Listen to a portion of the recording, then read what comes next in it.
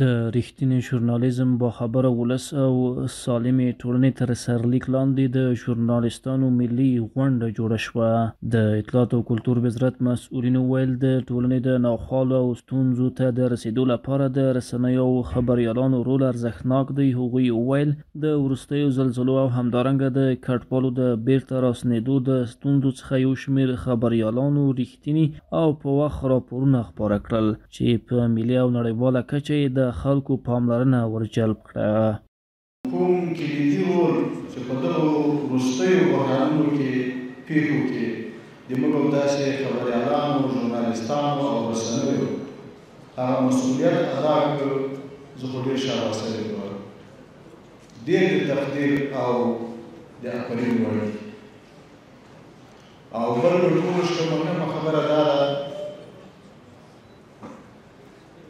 چې یو بل ابتکار چې موږ دغو ژورنالیستانو، خبریالانو او رسنیو ادا هغه د ملي وحدت روحیه وه زموږ د ولسونو په منځ کې. هغه ډېره همدغه فرهنګي ارزښتونو د راویښولو اړخونه وو. یک غم بسیار کلانی که در کنر و طرف شرقی ولایت‌های شرقی آمد، امیر رسانه‌های داخلی ما شما بود که الحمدلله بهترین شکل ممکن انعکاس دادن و همه جامعه جهانی مطالعه شد و سازمان‌های بین‌المللی اسلامی و همه کشورهای اسلامی، یعنی وجه چی بود که انعکاس درست پیدا کرد. مسئولین ویل چې د شایعاتو او دروغو خپرول د خبریالانو او رسنیو اعتبار له منځه وړي او په ټولنه کې هم ناخوالې رامنځته کوي. نو خبریالانو ته ښایي چې رښتینې معلومات خپاره کړي، د خلکو ستونزو او غوښتنو ته د انعکاس ورکړي او همدارنګه د ولسونو ترمنځ د یووالي د ټینګښت لپاره د هڅې وکړي. نو که چېرته ژورنالیستي په خپله معنا باندې منځته راځي، نو دې ته که موږ ژورنالیزم نوم اخلو، ژورنالیست نوم اخلو نو هم صحیح ده، که صحافي ورته نوم اخلو نو هم صحیح ده، که داعي ورته نوم اخلو هم صحیح ده، که معلم الخیر ورته نوم اخلو نو هم صحیح ده. نو دا په دغه صورت وخت کې بیا معمولي شخص او معمولي سړی نه ده. او که یو څوک غواړي چې دنیا او آخرت خپل ساز کړي، نو دغه چې دغه اصول کوم چې شریعت موږ ته بیان کړي او اسلامي امارت هم کوشش کوي چې دغه رعایت دې وشي، دا دې خپل کړي.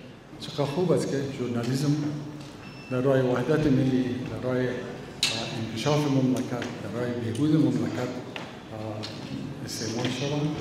د اطلاعات او کلتور وزارت مطبوعات او رسنیو په خپرونو د څار رئیس مولوي صفي الله رائد ویل په ټولنه کې د رښتیني ژورنالیزم تطبیق مو ګډه دنده ده چې باید ټول اړخونه په یووالي د موخې ته د رسیدو هڅې وکړي. موږ ټول باید په دې پوه شو چې ژورنالیزم یوازې د خبر راټولولو او خپرولو نوم نه دی. ژورنالیزم د باور، شفافیت او حقیقت ویلو نوم دی. که موږ رسنۍ د خلکو د خدمت، د حقایقو د روښانولو او د ملت د یووالي لپاره وکاروو، نو زموږ ټولنه به یوه سالمه، باخبره او همغږې ټولنه وي. د مراسمو ویناوالو ویل په ټولنه کې د ژورنالیست له اهمیت او ارزښت انکار نشي کېدلی. په هېواد کې د وروستیو ناورینونو برخه کې چې افغان ژورنالیستانو کوم رول ادا کړی د ستاینې وړ دی.